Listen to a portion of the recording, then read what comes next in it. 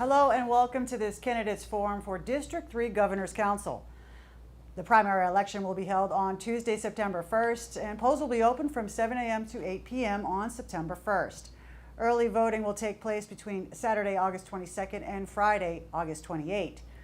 Check your local election office for hours and places for early voting. I'm Jen Adams, the News Director of Newton News at New TV, and I will serve as the moderator today. This forum is co-sponsored by the League of Women Voters of the Acton area, Arlington, Bedford, Belmont, Boston, Cambridge, Brookline, Concord, Carlisle, Harvard, Lexington, Newton, Sudbury, Waltham, Wayland, Wellesley, Weston, and is co-produced with New TV. This forum is being recorded on Thursday, August 6, 2026. The video will be available on local league websites and local cable access stations, including here on New TV.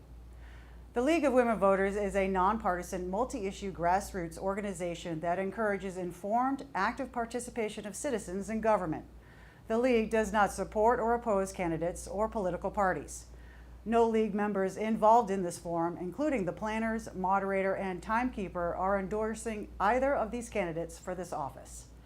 Members of the local chapters of the League of Women Voters may become candidates for public office. While the League encourages their members to become politically active, there are specific procedures in place to ensure the integrity of their forums and fulfill their commitment to being a nonpartisan organization that does not support or oppose any political party or candidate. Please be assured that all efforts are made to create a wall between all of the candidates and League forum planning. This barrier specifically includes no access to forum questions. If you have a concern about this, please do not hesitate to contact the Newton League at info@lwvnewton.org. The Newton League has been responsible for communicating with candidates and providing the moderator and, in coordination with other participating leagues, organizing the format and questions.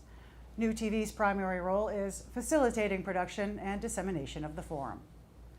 The Governor's Council, also referred to as the Executive Council, consists of 8 members who are elected every 2 years from each of the 8 council districts in Massachusetts. The Governor's Council approves the Governor's judicial nominations to the appellate, district, probate, juvenile, superior, and Supreme Courts. The Council holds hearings and approves nominations for the industrial accident and parole boards, in addition to approving appointments for notary publics and justices of the peace. The Council is responsible for approving the Commonwealth of Massachusetts financial warrants. Anytime the Governor issues you a pardon or commutes a sentence, the Council must vote to approve or deny this decision. In the District 3 Governor's Councilor race, there are 2 candidates running in the Democratic Party primary. There are no Republican primary for this office. In Massachusetts, voters who are not enrolled in one of the registered parties may choose to vote in any of the party primaries. Voters enrolled in a party may only vote in that party's primary. Party affiliation may be changed before August 22nd. Now we'll begin by meeting the candidates for District 3 Governor's Council. Mara Dolan has lived for the past 30 years in Cambridge, Watertown, and now in Concord, and is a public defender. Margie Palladino has lived in Wellesley for over 40 years. She strives to improve the family court system so that it is equitable, accessible, and efficient. The candidates received the format and ground rules earlier, and here is an overview. Each candidate will have 90 seconds to introduce themselves with an opening statement. We'll then move to a series of questions directed at the 2 candidates, which will alternate between them starting in alphabetical order. Response time will be 90 seconds. There will be a timer running in order to inform the candidates how much time remains as each candidate speaks. Stop will be displayed when the time is up, and candidates are expected to stop speaking when completing their sentence. As moderator, I will decide if there is a need for a rebuttal. Questions were solicited by the participating leagues from league and community members and collected in advance via email. Questions were then sorted and selected by the participating leagues. Questions will be addressed to both candidates. We will ask as many questions as time allows, sometimes combining similar questions, striving to cover a variety of topics. We will finish with a 60-second closing statement from both candidates in reverse alphabetical order. Just to note that the League of Women Voters of Massachusetts has an online voter's guide that includes 4 questions answered by these candidates. You can find them by going to vote411.org under personalized voting information and putting in your street address.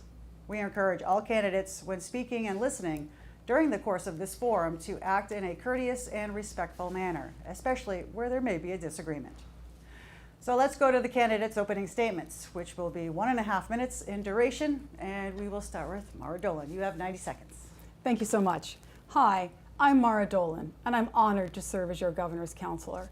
My work on the Governor's Council is very broad, and I look forward to discussing all of it, from fighting systemic racism to protecting abortion rights, protecting children and families, promoting housing equity and tax fairness, workers' rights, the parole board, and the 100 nominees I've vetted and voted on. I've fulfilled my campaign promises, and I've risen to meet new challenges, from fighting ICE in our courts to leading on the resistance. You're about to hear from my opponent. She's running a single-issue campaign based on one vote that I took for a nominee, a vote to confirm the most highly qualified, highly recommended, and experienced nominees that I've seen. She's been saying terrible things about that judge and terrible things about me, and neither one of us deserves it. I look forward to getting the facts to voters tonight. I'm very proud of my record, and I have the endorsements to back it up from members of Congress, 25 state legislators, more labor unions all the time, and trusted grassroots progressive organizations. They support me because they know me and they trust me to do the work and get it done right. And here's why. My work as a family lawyer and public defender informs everything I do, from representing undocumented workers to homeless veterans, people fighting abusive litigation, and people with a substance use disorder who need treatment and not handcuffs.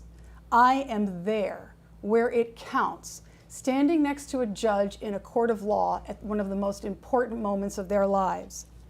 I'm the one you want in your corner, and that's exactly where I am. That's why I'm asking for your vote in the Democratic primary on or before Tuesday, September 1st. Thank you so much. Thank you, Mara. Margie, you have 90 seconds for your opening statement. Yes, I'm Margie Palladino, and I'm honored to earn your vote to be your next Governor's Counselor. Our Constitution created the Governor's Council to be the people's check, your check, on the Governor's power to appoint judicial nominees and judges, as well as other officials who make decisions that affect your life, your family, and our communities. I'm running because your voice deserves to be heard and respected. As your Governor's Counselor, I will bring trust, transparency, and accountability to a body that has operated too long outside the public eye. I've practiced as a trial lawyer at every level of the Massachusetts court system, and for the past 6 years, I've put that experience to work as a leading advocate in Massachusetts to improve our courts. I am in this race because the Council's first consequential judicial vote of this term raised serious questions about trust, independence, and accountability, essential qualities when confirming judges. Because I no longer practice law, I have no conflict of interest when evaluating judges. My only interest is confirming the best judges for you. That's the independent judgment I will bring to every vote, and I'm honored to earn your vote. Thank you, Margie. And now we will go to our first question, and Margie, you'll have 90 seconds to answer this one. Margie, what differentiates you as a candidate for this position? I really think 4 things do. First of all, my independence. I have no conflict of interest. I have no professional or personal stake in any of the judges that I would be asked to confirm. The second is that I have a broad brush of legal experience, both as a trial lawyer and an advocate, that is unmatched. And third, I would be accountable to you. I listen and I respond. I don't only listen to those with powerful voices or well-connected individuals. And the last is that I'm focused on the community. If you look at my resume, you will see that in the past 40 years, I have been community focused and a community leader. I am not a politician, and you will be hearing about a lot of endorsements tonight, and I don't have endorsements from politicians, although I just did receive one from State Auditor Diana DiZoglio, and the reason I received that is because she and I are on the same page when it comes to governmental transparency. So I want to be your governor's counselor. I do tell the truth. I tell you, please fact check everything I've said. I will stand by it. Thank you. Thank you, Margie. Mara, the same question to you. Thank you. I think I've made clear my qualifications, so I'm just going to address what my opponent just said. She says she has independence and no conflict of interest, implying that because I practice law, I somehow have a conflict of interest. That is an incredible insult to our entire judiciary. Being a governor's counselor does not change the facts, and it doesn't change the law. Judges must be fair and impartial, and the judges that I vote for are. Second, I have to work for a living. Governor's counselors make $36,500 a year.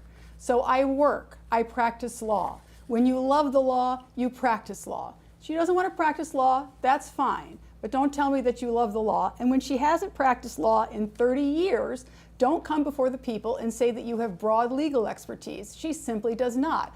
I am the one in our courts, I am the one who knows what's happening there, and I'm the one who should be your governor's counselor. Additionally, her suggestion that she's accountable and listens and responds, of course I listen and respond. But listening does not mean that you agree with everything everyone says. We just had a hearing yesterday on the new nominee for the parole board. I had meetings with parole board advocates before the hearing. I spoke with parole board advocates after the hearing. I do listen and I do respond. And I have been throughout our community from before I ran for governor's council and since I've been elected in our 32 cities and towns, keeping in touch with people, making sure that they know about the work of the governor's council, what I do, and listening to their concerns and representing their values, your values, on the governor's council. I'd like to rebut. Sure, you have 30 seconds. Okay. So I stepped away from my practice of law because I made a decision with my former partner to raise our children. That should not be held against me, and I'm rather insulted that it was even brought up. I have worked tirelessly over the past 6 years advocating for women, children, and domestic abuse survivors. I have written amicus briefs to the Supreme Judicial Court and the Appeals Court, and they were successfully determined for our Commonwealth that we have better law now because of that. Thank you. All right, we'll move on to our second question, and Mara, we'll start with you. Yes. What is the most important task the Governor's Council performs? What aspects of the council are misunderstood by the general public? What's misunderstood by the general public is how incredibly hard we work. There are a lot of nominees. As I said, I've vetted and voted on about 100 at this point. Nominees can have applications that are 50 to 75 pages long. I meet individually with all nominees. I talk with people who've worked with them. I get feedback on both sides. So it's much work, much more work than people think it is. It is frankly really difficult to say what's most important because is it more important to appoint a good judge or a good parole board member? Is it more important to vote on a pardon or a commutation? I don't know. It's all important. I can tell you some of the things that I do in speaking with nominees. I certainly want to make sure that they will support equal justice under the law. When it's a judge who's going to be hearing criminal cases, I always talk to them about sentencing. I talk to them about substance use disorder, alcohol use disorder, brain development, and it goes on and on. So it frankly is difficult to say what is most important. The whole thing is incredibly important. The work of the Governor's Council is incredibly consequential and impacts everyone in the state. Thank you, Mara. Margie, the question to you. The Governor's Council, as I said in my opening, is the people's check on the governor's power to appoint judges. They serve until age 70. They serve at their discretion, not yours. The Governor's Council is an extremely important body that sadly not a lot of people know about. And that has been because it does exist outside of the public eye. So it is extremely important because it's your check on the governor's power to appoint, that your voice be listened to. These are extremely important decisions because judges can impact your life, your children, your families, our communities for decades. Thank you, Margie. The third question goes to you, Margie.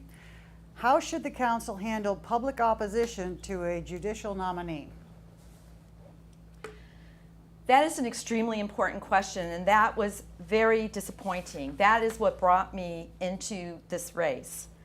I entered this race because of the council's April 1st vote of this year, which was the first consequential vote of our councilor's term. And she voted in a very close vote, 4-3, a decisive vote for confirmation of a family court judge, even though she had promised domestic abuse survivors prior to the election that she would listen to their voices, listen to them. And she did this despite strong opposition from them when it happened. The survivors felt a deep betrayal. They felt a deep breach of trust and were dismissed. And again, feel free to call me, fact check it. I'm happy to show it to you. Our councilor approved a candidate for the family court, even though that candidate required abused women to interact with their abuser. And if they refused, she instructed them to go back to court and modify restraining orders that keep them safe. This was not trauma-informed practice, and our counselor let them down. Thank you, Margie. Mar, the same question to you. How should the council handle public opposition to a judicial nominee? I told you she was going to do that. She was going to say terrible things about an absolutely superb judge I am proud to have voted for. And I find it fascinating that my opponent did not actually answer the question about public opposition, because that's the way her organization completely failed. If the whole purpose of your organization is to make sure that we have the best probate and family court judges, shouldn't you know when one is nominated that you might object to? They didn't know. It's not that hard to set up a Google alert. But look, public opposition is a very real part of the Governor's Council. We had a lot of people testifying yesterday at the parole board nominees hearing. But when this particular judge had her hearing, you know how many people testified against her? 0. Not a single one. I interviewed the nominee. I found her intelligent, compassionate, enlightened, clearly trauma-informed, very much knew the law. She had 37 years of experience in our probate and family courts, had helped a lot of victims of intimate partner violence, and was very sensitive to those issues. Now look, I heard from a lot of people. Most of the people I heard from, like my opponent, didn't know a thing about the nominee, had never met her, never had a conversation with her. She was the director of a program which had requirements that she was required to make sure that people filled. She was doing her job. And I stand by that vote, and I always will. But to answer the question on public opposition, I want folks to know that if you hear about a nominee, set up your own Google alert. If you hear about a nominee and you want to come testify against that nominee, you can. Just come to the State House. We're there on Wednesdays, and you're always welcome. Thank you, Mar. Would you like 30 seconds? Absolutely. That's what you get, 30 Absolutely. seconds. Again, fact check. This attorney, now judge, was criticized years earlier, 2 years earlier, in a WGBH investigation, as well as a Boston College Law School Family Clinic white paper that raised issues about having abusers and abused in the same room working with each other, and for the abused Margie, to your 30 tell. seconds are up. May I? Yes, you have 30 seconds. Thank you so much. The nominee was never mentioned in the white paper. I stand by that vote. This judge is an absolutely superb judge, and I loathe this attack on a judge. It is something terribly wrong that's happening in our country today. I support the judiciary, and I do not support this vile attack on a superb judge. And by the way, since she's been sworn in, a number of attorneys who've appeared before her have called me to let me know just how good she is. I appreciate the call. They know what I've had to deal with, but I'm not surprised. I knew she would be superb, and she will continue to be superb. Thank you, Mara. This question goes to you. The Governor's Council confirms judges to the Housing Court, which is on the front lines of the state's eviction and housing crisis. What would each of you look for in a Housing Court nominee? Very much so. It's incredibly important. When I have vetted Housing Court nominees, I've made sure to talk about tenants' rights and housing rights to make sure that they understand what all of those are and that they will uphold them. Look, I want to tell you, Governor Healy has made some really great nominees, and that's another thing that I find upsetting about what my opponent is doing. The suggestion that Governor Healy, our former Attorney General, who has always stood for victims and always stood for women, would somehow have nominated a family court judge who would not be sensitive to victims of intimate partner violence is frankly offensive to me. But to get back to your question about housing court judges, the folks that are coming through are good. So when I talk to them about those issues, they know them, they know the law, they're enlightened, they're compassionate, they're fair, so I have confidence in them. Thank you, Mara. Margie, the question to you. There's a lot of terms being thrown around here. What we need to understand when a prospective judge is nominated and then confirmed, they're required to uphold the law and apply it to the facts. As we know, housing is very critical here in Massachusetts right now. And so holding the law, holding the judge accountable to the law and applying those facts goes without, it's just what you would expect for a judge to do. However, what I would be looking for is to see if that judge understood the impact of their decision on the people standing before them in housing court. That is very important, and that is something that I see missing in some of the judges that we have right now. And if I were vetting judges, that would be something that I would ask right across the board. You know, when you're late for a court hearing, do you understand the impact that has on the financial cost and the emotional cost it has on the people, you? And that's why we need to ask those type of questions and focus more on the people, because the Governor's Council is working on your behalf, supposedly. Thank you, Margie. And we'll move on to the next question. Margie, this one starts with you. Most judicial nominees are practicing attorneys who have never sat on a bench. You're evaluating their reputation and how they answer questions, not a body of rulings. Other nominees are already sitting judges being evaluated, or elevated, excuse me. For each type of nominee, what standard would you use to evaluate a nominee? And how do you decide if a concern has been addressed appropriately? So basically, as I just said, there's a certain standard that you expect in your judges. That is, they are to apply the law and apply it to the facts before them. That's what you expect. They should be faithfully doing that. The Governor's Council has to choose judges that they feel can apply the law in Massachusetts appropriately.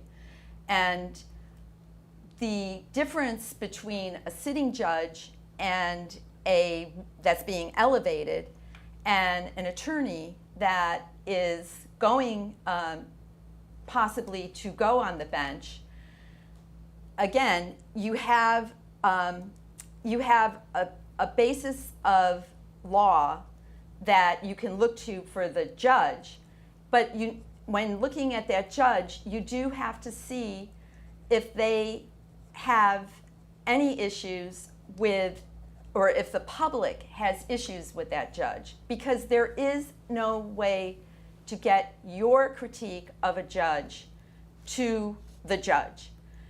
That it just doesn't happen. And so basically when they're approved for life. When I say life, until they're 70 or until they want to leave. So it's very important. Thank you, Margie. Mara, the question to you. Yes, a lot of questions. One of the most important issues that I've been tackling is pro se parties. These are people who represent themselves, who often see them in housing court and probate and family court. And I often tell my own clients that court is like a foreign country where only the court personnel understand the language. So for someone who is there and doesn't have an attorney, they may have a very limited understanding of the proceedings and why things are happening in the way that they are. Judges can't give legal advice to pro se parties, but it is critically important, and I make sure that nominees understand this and agree, that judges do make sure that the people who appear before them know that the law has been applied fairly in their case. I'm very concerned about equal protection under the law. We've seen an erosion of rights in this country. In a time when our federal courts are taking away our rights, we have to make sure that our state courts uphold them. That's one of the reasons that I ask every single Superior Court nominee where they are on abortion rights. Because in Massachusetts, if you are under the age of 16 and you want an abortion, you must have the consent of a parent or an adult guardian. And if you can't get that, you only have one recourse, and that's approval from a Superior Court judge. So I make sure that nominees to Superior Court agree with me that the decision to terminate a pregnancy must be between a patient and their doctor. Thank you, Mara. And we will move on to our next question. And Mara, we'll start with you on this one. Yes. Do you believe there are concerns when a nominee has close ties to attorneys who regularly appear before that court? Well, I suppose it depends upon how you define close ties. And I know that look, judges have to be fair and impartial. That's the standard. So if a party feels that the judge is not going to be fair and impartial, then they can ask the judge to recuse. It's as simple as that. I know my opponent has raised the issue of my practicing law as a governor's counselor, and I want people to know, folks, something, make it very, very clear. My being a governor's counselor doesn't change the facts, and it doesn't change the law. When I walk into a court, there is not a single judge in the Commonwealth of Massachusetts who is going to look at me and think, oh, I better do what she wants. It doesn't work that way. The judges I have voted for are fair and impartial, whether I am appearing before them or anyone else. And as I've said, governor's counselors make $36,500 a year. I'm a good lawyer. I help people. And I love the work that I do. And I'm going to continue to do it, and there is no conflict. Thank you, Mara. Margie, This the raises a question to huge issue about the lack of process at the Governor's Council, and the fact that it lives very much outside the public view, so people don't know what's happening. Now, the nominees come to the Governor's Council from the governor, who has a judicial nominating committee that vets them, identifies them, and vets them. There are rules on that judicial nominating committee about conflicts of law and about donor contributions and a lot of other things, and you can find it on the Mass State website. I have looked for that on the Governor's Council to see what their laws are, our rules are, and I can't find it. And my concern is that if I were on the Governor's Council, I would propose something similar or even stronger than what the Judicial Nominating Committee has to abide by. For example, who made political contributions? When this particular judge was confirmed, or excuse me, during her confirmation hearing, a political donor, a contributor at the maximum amount to our counselor was sitting in that room brought by the judge. the now judge. The other thing that concerns me is... Margie, you've run out of time for right now. Okay. I find You it have 30 seconds. I find it quite remarkable that my opponent is accusing me of being bought when she contributed money to my campaign 2 years ago and I didn't vote the way she wanted to. My vote is not for sale. I vote my conscience. And I frankly, she's saying the Governor's Council operates outside the public view. I just told you we have public hearings. All the hearings are open to the public. And if you can't go to the State House, you can watch it on YouTube. We are very much in the public eye. If folks don't know what's going on at the Governor's Council, it's because they're choosing not to pay attention. But I've certainly done a lot, both in my campaign and as a Governor's Council, and I see my time is up. Okay, thank you. Margie, do you want 30 seconds? Yes. You don't pay attention when you trust your Governor's Council, who made a promise to you for the campaign that she was going to look out for domestic abuse survivors, that she was going to be their voice. We went on to other important issues. It wasn't until the date of the hearing that we even found out that this judge was nominated, because again, there's no process. Look it up, try to find it yourself, because there's no process.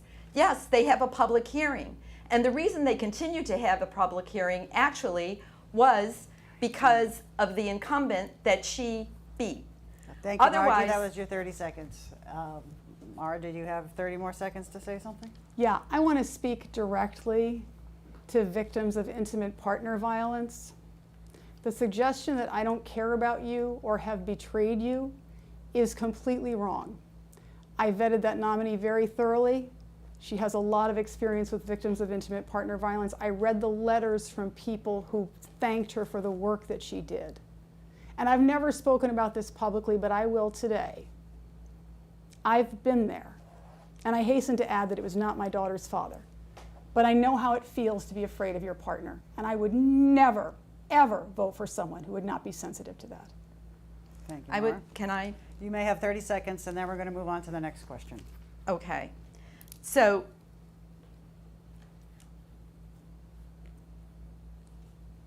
well, that's okay, just move on. All right. Well, Margie, we'll start with this one with you.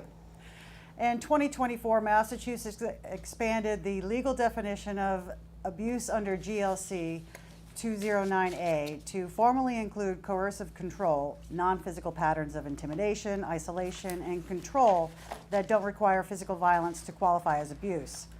What questions would each of you ask a nominee to determine whether they understand coercive control as a legally recognized form of abuse? This is an incredible issue, because what I have found in doing this advocacy work is that the judges and the attorneys, not all of them, there are some great judges and there are some great attorneys, but a lot of them did not know anything about coercive control, even though what coercive control is has been around, forever, but it's been in the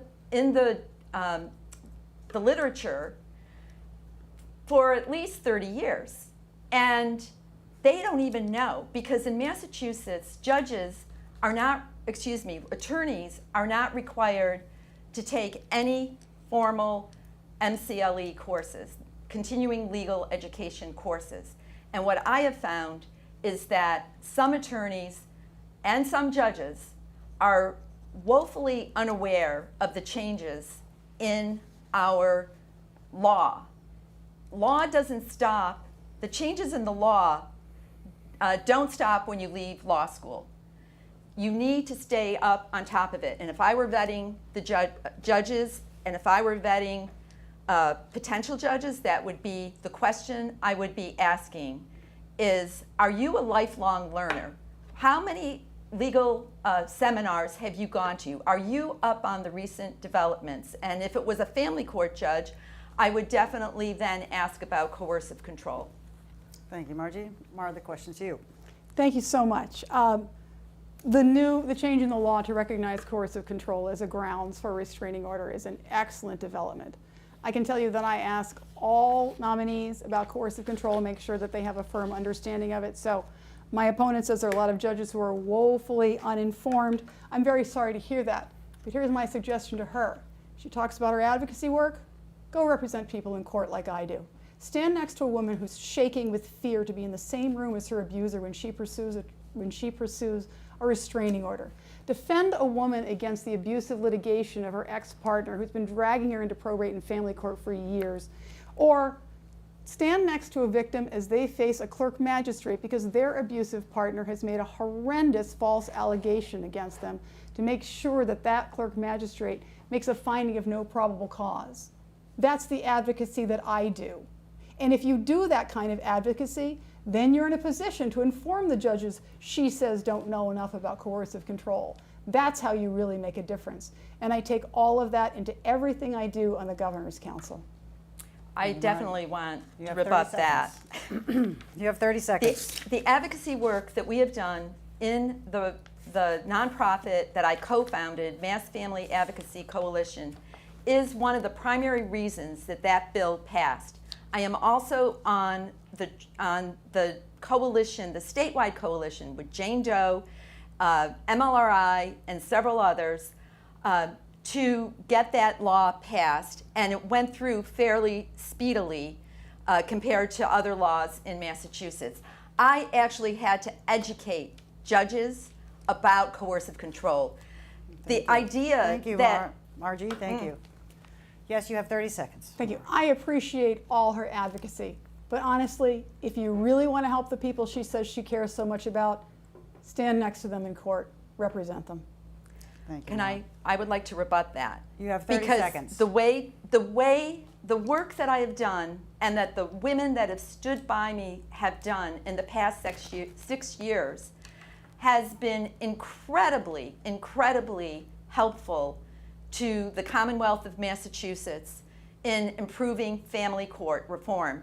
To have to sit there and listen to these stories time and time again and hear the pain that these women have gone through and not believed, and then to have our counselor not believe them.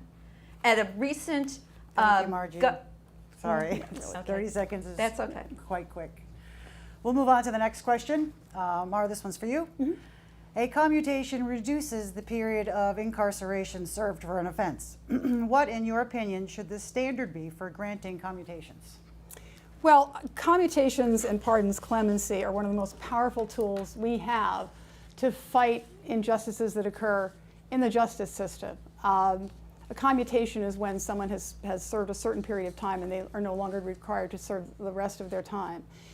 When someone has paid their debt to society and is rehabilitated and could be contributing to their community and reunited with their loved ones, and the work of their incarceration is done, then I think they should be released. There's a different standard for pardons. The standard for a pardon is that someone should be relieved of the burden of their conviction. I would like to see more pardons, particularly with people who have convictions that can impact their immigration status. I've represented a lot of undocumented workers. I've had clients tell me they're afraid to go to court. I've been fortunate in not having to have a client taken out in the middle of a trial, but I know it's happened. And that's why I was the first governor's counselor to raise the issue of ICE in our courts, to make sure that people are permitted to exercise their bystander right to record. Because without a record of what happens, we have no way of knowing what ICE may have done. Thank you. Thank you, Mara. Margie, the question to you. I think that for commutations and pardons, I think it's very important, again, to hear all voices. And that means the incarcerated who wants to either be pardoned or, for commutation, you just have your sentence reduced to time served. And I would say that you need to take in all the voices. You need to take in the voices of, if there's any opposition, of the victims, as well as to see whether this person is rehabilitated and could be a good citizen for our community. Community ties are important. But this isn't our job is to find people for the parole board that would be able to apply the law, what the law is. We're not out there, giving commutations or deciding who should be relieved of their sentence. That's just not our job. So I would say that, again, you have to look for integrity, you have to look for a good work ethic, and this goes for judges, parole board officers, parole board members. Yeah. Thank you. Yes, Mara, you have 30 Yeah, seconds. Just want to correct the record. My opponent just said we're not out there deciding commutations. That is, in fact, the work of the Governor's Council. The Advisory Board of Pardons recommends people to the governor for a commutation, and she then recommends the commutation to the Governor's Council, and it's up to the Governor's Council to vote on that. So, if I may, You have 30 my seconds. understanding my understanding is that commutations and pardons come first from the parole board and then get approved by the Governor's Council. So the parole board is involved. That's my understanding. It's a little, she skipped a step. The parole board functions as the advisory board of pardons, and makes recommendations to the governor, who then makes a recommendation to the Governor's Council. Well, I would have added that step, but I didn't think that was at issue. I thought it was, I All right, know well, that. We're going to move on to the next question, and Margie will start with you on this one. Okay. Has the new Restoration Center of Greater Lowell, which is a 24/7 crisis diversion facility that came out of the Middlesex County Restoration Center Commission, resulted in better care for people in mental health or substance abuse crisis and kept more people out of jail? And if so, how would you expand this program to reach more people? Or if not, how could it be improved? Well, I think mental health is a huge issue in our state and in the prison system. And so I feel that we need to take the time when people are incarcerated to help them with their mental health and help them with their education and help them with their rehabilitation. And having a crisis diversion program, assuming it's working, and I would have to look into that because I don't have those facts at my hands, but assuming it's good, then I would say definitely let's promote an expansion of it. But again, we have to look at what the Governor's Council does.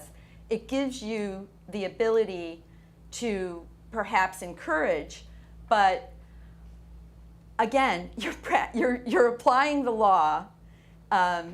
You're finding judges and parole board officers, parole board members that will apply the law and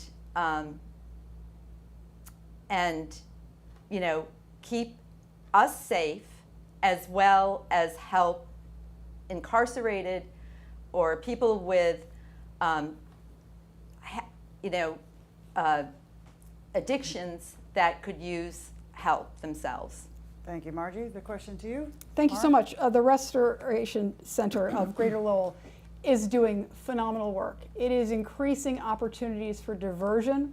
One of the things that I'm seeing from Governor Healey's nominees is an increased interest and focus on diversion and keeping people out of the court and prison cycle. So for people who have a substance use disorder or an alcohol use disorder, I spoke about this extensively on my last campaign and how important it is to me.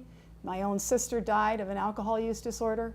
I had a client recently who was held pending a pretrial detention hearing. She shouldn't have been held. She spent 2 days in Framingham for no good reason. We came back to court 2 days later, and the DA proceeded to, while she was standing facing the entire court in handcuffs with a court officer next to her, the DA read every unfortunate incident that has occurred in the last 15 years due to her severe alcohol use disorder. Now, fortunately, the judge understood that the real issue was that my client needed treatment. And so she made sure that she got treatment with the help of a wonderful probation department. But I can also tell you, every nominee who comes before the Governor's Council decries our lack of resources. We all know we need more programs like the Restoration Center of Greater Lowell. Everybody wants to expand it. It's lack of resources. So I hope that folks think about that, because a penny saved is a dime. Thank you, Mara. Thank you. Next question will go to you, Mara. Yes. What other changes would you support to make the Governor's Council more transparent? Would you commit to posting the rules and policies for the Governor's Council? The rules are available for anybody who wants to see them. I mean, we've got 8 members, and we have certain rules about how long people can speak, and we don't want people to interrupt. But look, we don't really need them. The Governor's Council is very collegial. I like my colleagues. We don't always agree on everything. We don't always vote the same way. But we respect each other's opinion and right to have it. There's a lot of transparency. As I've said, now I think this is the 3rd time, hearings are open to the public and you can watch them on YouTube. Anybody can reach me at mara@maradolan.com. I'll be happy to answer any of your questions. You can go to my website. You can get signed up for my emails. I regularly send out informative newsletters about the work of the council and the work that I'm doing. So if there's specific examples of ways that we can increase transparency, I'm certainly open to them. But at this point, if you want to find it, it's there. Hey, Margie, the question to you. Well, I hope you can all find it, because I don't see it on Mass State Gov, the website. It's upsetting to hear that we don't need rules in the Governor's Council. The JNC, the Judicial Nominating Committee of Governor Healy, Governor Healy has an executive order that is quite long, quite lengthy, and tells you how they proceed. We have no idea how they proceed. And we're the public, and this is supposed to be, the Governor's Council is supposed to be your check on the governor's nominees. So it's just incredible that it's not there. And the goalpost keeps getting moved, because when our councillor finally, after dismissing so many of the women's concerns about this judge, when she finally did submit some responses, it was clear it was a form response, and she said, if you have personal knowledge of a nominee in the future, let me know. Like, she doesn't even care. Yes, I did not know this judge, but I know more than probably 99% of people about domestic abuse and the issues that arise in family court because of that. So it's very, very upsetting. Thank you, Margie. Can I You clarify? have 30 seconds, yes. I never said we don't need rules. I said we have rules, but nobody ever breaks them. If you want to know what's going on at the Governor's Council, come to a hearing. And I don't know what she's talking about when she says the goalpost keeps getting moved. It's just sort of empty rhetoric. Can I? You have 30 seconds. Where do you find that you can only have personal knowledge of a nominee? I couldn't find that anywhere. So if you can, please let me know. And it's just, as I said, there's a lot of smoke and mirrors going on tonight. But just fact check it, and you'll find out for yourself. Thank you, Margie. Mara, you have 30 seconds. No smoke, no mirrors. Look, if my opponent had been practicing law for the last 20 years like I have, she'd probably be clearer on the rules of evidence. I need facts, not rumor, not I heard something from somebody else. You have facts, I want to hear what they are. But if you're just saying you heard somebody was bad and you don't actually know them, I'm not going to base a vote on that. No. Thank you, Mara. May I? You have 30 seconds, yes. There were women that submitted their opposition about having to sit with their abuser and having to go back to court, which this woman absolutely refused, and then having to go back to court to ask the judge to modify her restraining order so that her abuser could sit with her and she could tell him how she wouldn't trigger his anger. She is not telling you the truth. She had that, and then she had the nerve to send one of those form letters to the woman with personal knowledge. Yeah. Thank you, Margie. I did not send form letters. I wrote every letter myself. My opponent keeps circling back to this because, as I told you, she is running a single issue campaign and this is all that she wants to talk about. I voted to confirm an absolutely superb vote and I stand by that. I made a superb judge and I stand by that. All right, let's move on to the next question, please. Margie, we'll start with you on this one.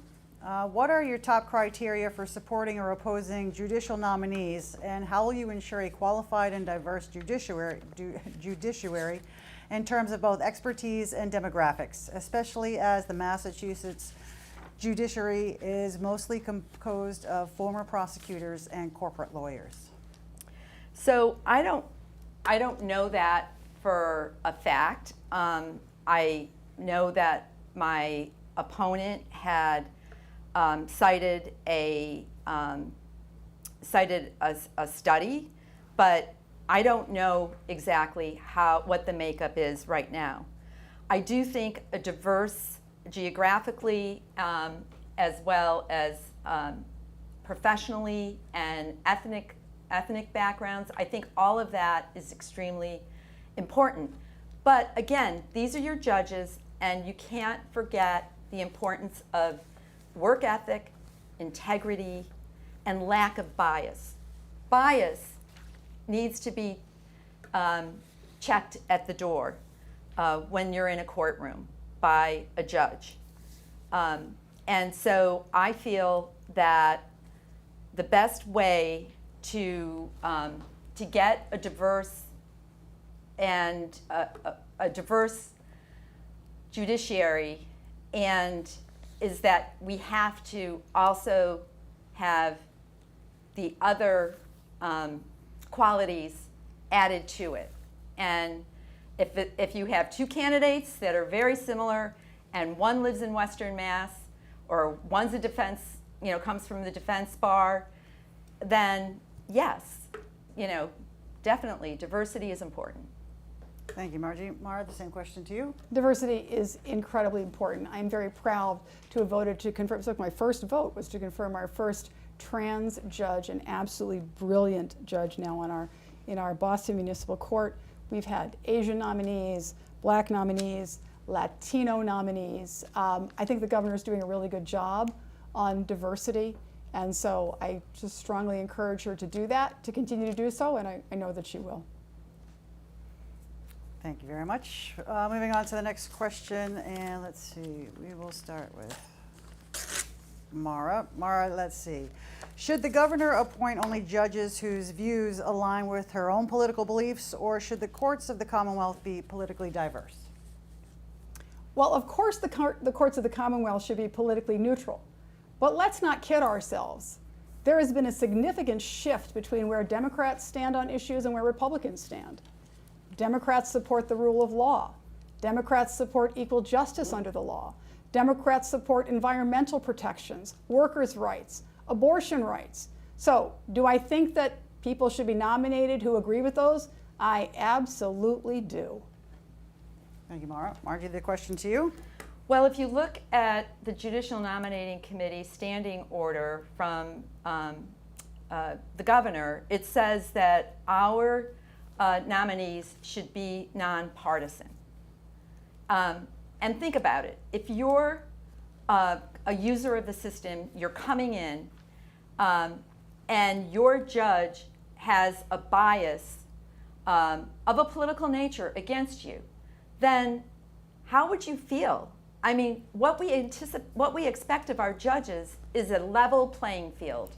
We want them to take the law, and we want them to take the facts, apply them together, and come out with a reasoned decision, a fair decision. I'm 100% for, we're very lucky because our Supreme Judicial Court has interpreted our Constitution much greater, more expansive than the federal. So, we have the Goodrich case in 2004 that allowed same-sex marriage, and we have many more LGBTQ rights here than in many other states. And I would expect a judge to uphold, a nominee for a judicial position, to uphold the law that our SJC has interpreted. And that means equal protection, due process at a much more expansive level than the federal government. Thank you, Margie. This will be the last question. Margie, we'll start with you on this one. Let's see. What is your motivation for running for Governor's Council? Well, if I could blink my eyes tomorrow, as I say to everybody, and be on the Governor's Council, I would do it in a heartbeat. It perfectly aligns with my experience, my skills, and my values. The reason, my motivation for being here today is the April 1st vote. And it wasn't just a vote. I am not a single issue candidate. You have to look at that vote. That was the first, my opponent voted yes, yes, yes, yes, yes, yes, throughout all the votes prior to that. If she was such a superb judge, then why was it a 4-3 vote? It was a very difficult decision, and it showed priorities, it showed lack of independence, and it showed that she does not listen to you. You are the ones that are supposed to be listened to. It's the time for a public discourse, public hearing.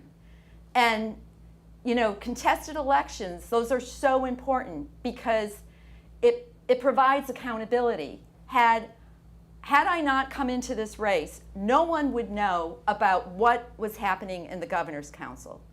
And that's really important. And it's not a single vote or a single issue. It's about whether you can trust your Governor's Counselor to make the right decisions for you. Not the people sitting in that hearing that day. Thank you, Margie. Mara, the question to you. Thank you. I'm actually a really good listener. I've been listening to my opponent this entire time, and I still don't think she's the better candidate for Governor's Council. I am. I love the job. I'm good at it. I work in our probate and family courts. I'm a public defender representing the vulnerable where they need help the most. Look, the work of the Governor's Council goes far beyond the single issue of my opponent's campaign. There's the courts of appeal, probate and family court, land court, housing court, the industrial accident board. We have to make sure that we have someone who supports workers and workers' rights. That's why I'm so proud to have so many union endorsements. There's a lot that goes into it. And frankly, the fact that I am practicing law and do know what's happening and I am current makes a big difference in the kinds of questions I'm able to ask nominees. I want to know their position on how to fight systemic racism. There's a very important decision by the SJC called Commonwealth versus Long that gives defendants more tools than ever to prove that a stop was racially motivated. But for some reason, very few of those motions are allowed. So I've asked pretty much every nominee about what are called long motions, whether they've filed them, whether they've argued them, if they're going to a higher court, whether they've allowed them. There's a lot that goes into being a good Governor's Counselor, and I've got it all. That's why I'm running, and that's why I'm asking for your vote. Thank you. All right, we now have time to finish up with our closing statements. Can I just say, you can put it inside your closing statement because we're running out of time. Oh, okay. So yes, we have 60 seconds, and Margie, you can start with you. Okay. I am running to be your next Governor's Counselor because you deserve a counselor with the judgment to recognize the right candidates, the independence to evaluate each candidate fairly, the courage to reject the wrong ones, and the accountability to explain my decisions to you. That's why I'm running, and I have what it takes. First, as a former trial attorney, I understand what is expected of judges. I practiced in most of those courts that she just said. She has not. Because I no longer practice law, I have no conflict of interest. And second, my advocacy work with domestic abuse survivors proves that I will listen. not to just the powerful or the well-connected. I will listen to you. I would be honored to earn your vote on September 1 to be your next governor's counselor. Thank you, Margie. Mara, you have 60 seconds for your closing I statement. have 60 seconds, so I'm going to make it quick and I'm going to talk fast. I want you to know that the people you trust me, and I won't have time to read them all, but here are my endorsements. Democratic Whip Catherine Clark, Congresswoman Lori Trahan, State Senator Mike Barrett, State Senator Will Brownsberger, State Senator Lydia Edwards, State Senator Jamie Eldridge, and State Senator Cindy Friedman, Middlesex Sheriff Peter Katujian, House Majority Leader Mike Moran, Reps James Arciero, Simon Cataldo, Michelle Socolo, Kate Donahue, Sean Garbely, Carmine Gentile, Ken Gordon, Rich Haggerty, Kevin Honan, John Lawn, David Linsky, Dave Rogers, Amy Sangiolo, Greg Schwartz, Dan Cena, Tom Stanley, Tommy Vitolo, Boston City Council President Liz Breeden, Progressive Massachusetts, Progressive Democrats of Massachusetts. They know I'm the progressive in the race. And many unions, I don't have time to list them all, but the Merrimack Valley Central Labor, Northern New England Laborers District Council, IBEW Local 103, LIUNA, Massachusetts, the Boston Police Patrolmen's Association and Emergency Medical Services. I humbly ask for your vote to continue this important work on or before September 1st in the Democratic primary. I'm Mara Dolan. Thank you so much. Thank you both, and I would like to thank both of our candidates Thank you so for much. running for office and for participating in this forum. We wish you the best of luck with this election. I also want to thank New TV and the participating League of Women Voters within the Governor's Council District 3 area for providing this opportunity for the candidates to make themselves known. And thank you to the audience for all the questions you sent. As a reminder, the primary election is on Tuesday, September 1st. The polls will be open from 7 a.m. to 8 p.m. If you don't know where your polling location is, you can call your local election office or visit their website. If you will not be able to get to the polls on September 1st, you can vote absentee or early by mail or in person, as well as voting on Election Day. For further information, visit the Massachusetts Secretary of State website or call your local election office for details. As mentioned before, the League of Women Voters online comprehensive voter guide, Vote 411, is also available. Today's forum is a co-production of New TV and the participating local leagues of women voters of Massachusetts within the Governor's Council District 3. Any use or reuse of this program requires the approval of New TV and the league and must be shown in its entirety without any editing only after the program initially airs on New TV. The opinions, statements, and claims expressed by the candidates in this forum are their own and do not in any way represent those of the League of Women Voters or New TV. The League of Women Voters is a nonpartisan political organization that promotes informed and active participation in government. The League does not support or oppose specific candidates or political parties. It does, however, take positions and advocate for issues that it has studied. Membership in the League is open to all people aged 16 years or older. Please see the closing credits for information on how to contact your local league. New TV is Newton's award-winning state-of-the-art media center specializing in television production, training, and building community partnerships.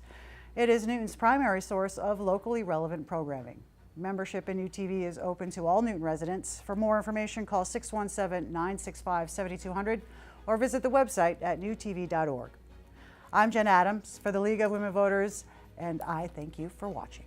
And remember to vote on or before Tuesday, September 1st. Participate in our elections because democracy is not a spectator sport.